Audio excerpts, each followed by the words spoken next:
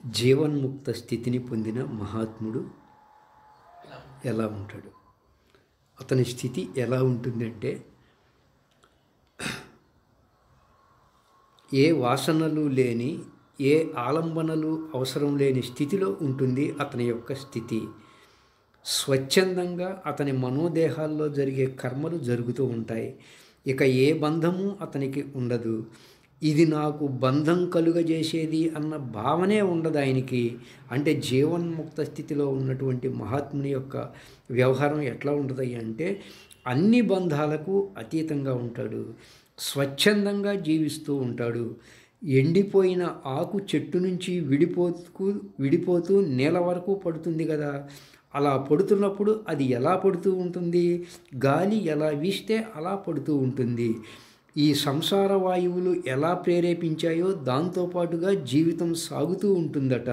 అంటే ఎండిపోయిన ఆకు చెట్టు నుంచి విడిపోతే క్రింద పడేదాకా గాలి ఎలా వీస్తే అలా ఊగుతూ పడుతుంది కదా.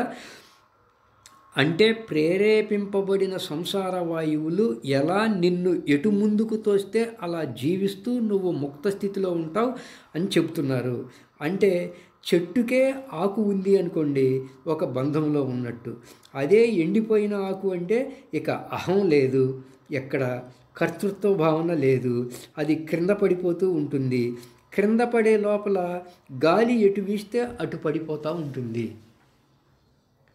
అంటే గాలి ఎటు ప్రేరేపిస్తే అలా వెళ్తూ ఉంటుంది. ప్రారబ్ధ కర్మలు అలా ఉంటాయి. అంటే సంసారంలో ప్రేరేపింపబడిన వాయువుల చేత అలా కొట్టుకుంటూ అది జీవితం కొనసాగిస్తూ ఉంటుంది అని ప్రారబ్ధ కర్మలే జరుగుతూ ఉంటాయి. అంటే చైనాలో తావోయిజం అనేటువంటి ఒక మత ప్రవక్త ఉన్నాడు. అతను లావోజ్ అనేటువంటి ఒక మతాన్ని అతను తావోయిజం అనే ఒక మత ప్రవక్త అనమాట. ఈ ద్వంద్వాల గురించి చాలా అద్భుతంగా చెప్తాడు ఆయన. అతను స్థాపించింది తావోయిజం. ప్రపంచవ్యాప్తంగా కూడా ఈ తావోయిజంని చాలామంది ఇష్టపడతారు. చాలా ప్రీతితో ద్వంద్వాలకి అతీతంగా ఉంటుంది అంతా. అసలు ద్వంద్వాలకి అతీతంగా ఉండే స్థితి తెలుసుకోవాలి అంటే తావోయిజమే తెలుసుకోవాలి. లావోజ్ చెప్పిందంతా వింటేనే తెలిస్తేనే ద్వంద్వాలు అంటే ఏంటి అనేది మనకు తెలుస్తుంది. అతను జ్ఞానోదయం పొందింది ఎలా అంటే, 80 ఏళ్ల వయసులో చెట్టు క్రింద కూర్చొని ఆలోచిస్తూ ఉంటే ఒక ఎండిపోయిన ఆకు పైనుంచి క్రింద పడుతూ ఉంటే అది ఎలా పడుతుందో చూశాడు. అంటే బంధము నుంచి విడిపడి ఆకు ఎలా పడుతుంది, ఈ వాయువు ఎలా వీస్తే అలా క్రిందకి పడుతూ ఉంది, అలా జీవించడమే కదా మనము జీవించేది అని ఒక తత్వబోధ అతనికి ఏర్పడి అతను ఒక మతాన్నే సృష్టించాడు, ఒక తావోయిజం అని. అంటే నువ్వు సంసారంలో ఉంటావు, కానీ సంసారమేమీ నిన్ను ప్రభావితం చేయదు. మనం జీవితాంతం కూడా ఏదో ఒక సంసారంలో ఉంటాం. జన్మ నుంచి మృత్యువు వరకు కుటుంబమైనా సంసారమే, ఆశ్రమమైనా సంసారమే, ఏ జీవితమైనా అది సంసారమే. అలా నువ్వు సంసారంలో ఉన్నా కానీ సంసారమేమీ నీ అంతరంగాన్ని ప్రభావితం చేయదు. అంటే మనం జీవితాంతం కూడా ఏదో ఒక సంసారంలో ఉండాల్సి వచ్చింది. జన్మ నుంచి మృత్యు వరకు కుటుంబంలో ఉన్న సంసారమే, ఆశ్రమంలో ఉన్న సంసారమే, ఏ జీవితమైనా కూడా అది సంసారమే.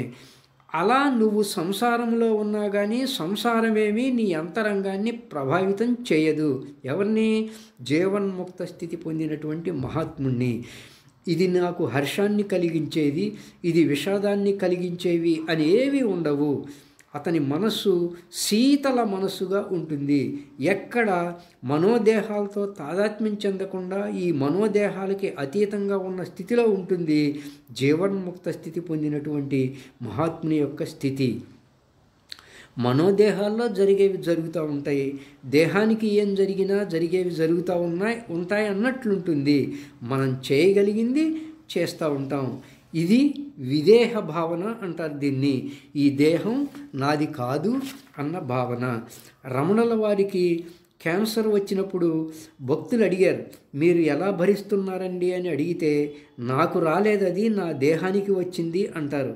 అంటే నా దేహానికి వచ్చింది అన్నట్లు ఉంటాయి జీవన్ముక్త స్థితి పొందినటువంటి మహాత్ముల యొక్క భావనలు. కానీ నా స్థితి, స్వరూప స్థితి ఈ మనోదేహాలకి అతీతంగా ఉన్న స్థితి. అంటే ఈ మనోదేహాలు కేవలం నాకు ఉపకరణాలుగా మాత్రమే ఉన్నాయి. మనం ఆ స్థితిలో ఉండటానికి ఇవి ఉపకరణాలు, ఇవి ఉపాధులు. ఈ ఉపాధులను ఉపయోగించుకొని మనం ఆ స్థితిలో ఉండాలి. జీవన్ముక్త స్థితి పొందినటువంటి మహాత్ముడు ఆ స్థితిలో ఉండటానికి మనోదేహాలను ఉపకరణాలుగా చేసుకొని ఆ స్థితిలో ఉంటాడు. ఇది జీవన్ముక్త స్థితి పొందినటువంటి మహాత్ముడు పొందేటువంటి స్థితి.